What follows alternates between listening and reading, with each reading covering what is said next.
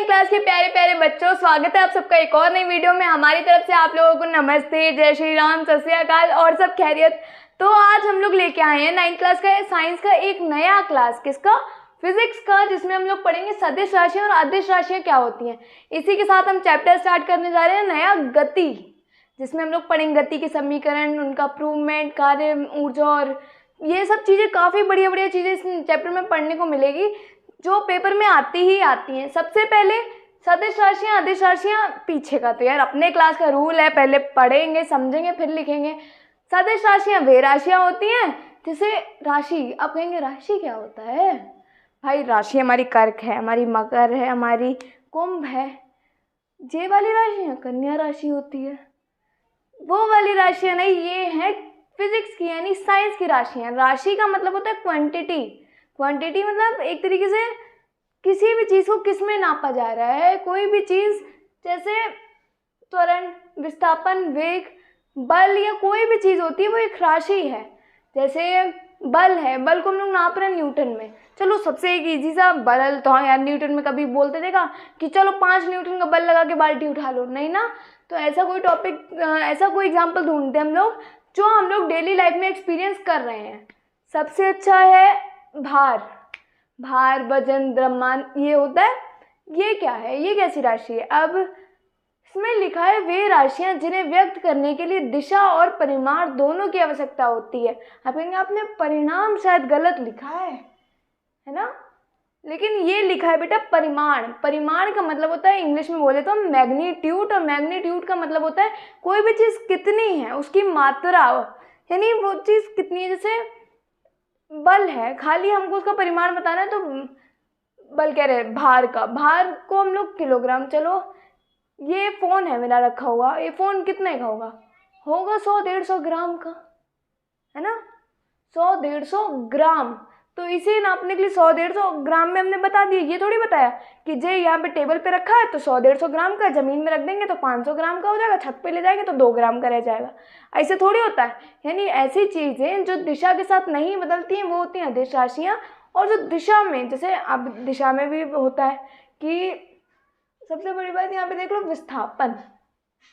विस्थापन हम समझाएं तो होता है, मान लो एक गोला है, कोई बच्चा है, बच्चे का नाम रख ले रहे राहुल, बहुत बढ़िया नाम है।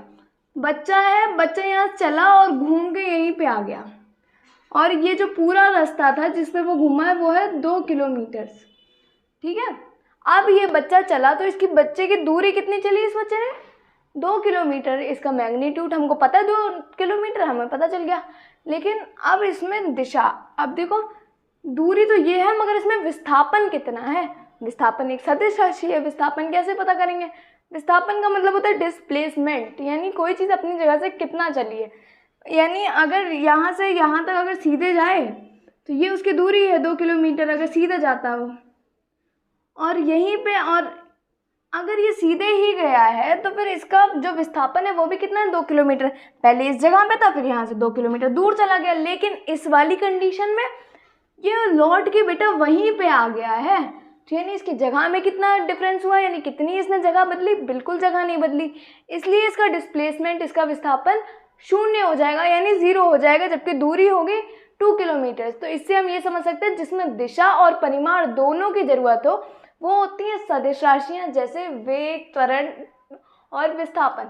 वेग, स्पीड, स्पीड भी आपने देखा होगा अलग अलग जगह में अलग अलग होती है ना। जैसे अभी नॉर्मली चल रहे हैं हम, सही स्पीड है। अब बीच में बेटा क्या कहते हैं, कांच को कहते हैं चूरा करके पूरा बिछा हुआ है, और कहते हैं नंगे पैर चप्पल उतारो, जूते उतारो, चलो, उसमें चेंज आएगा।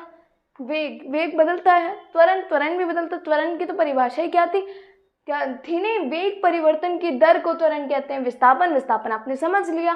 नेक्स्ट टॉपिक है इसी का अदिश राशियाँ। अब अदिश राशियाँ हमने दूरी जैसे पढ़ा, अदिश राशियों में हमको दिशा की जरूरत नहीं होगी, वो हर जगह के लिए सेम होगी। जैसे क्या कहते हैं, मोबाइल का हमने एग्जांपल दिया, अब ले लेते हैं मेरा बैग है, बैग के अंदर मेरे बुक्स वगैरह हैं, कुल मिला के होगा वजन 3 किलो। 3 किलो का मेरा बैग इस टाइम है। हम ये तो कहेंगे नहीं कि यहाँ पे रखा है तो 3 किलो का है, ऊपर ले गए तो 4 किलो का हो गया, नीचे ले गए तो 2 ही किलो का रहेगा, ऐसा थोड़ी कहेंगे। यानी हर जगह वो चीज़ सेम है, तो वो कौन सी राशि में आएगी?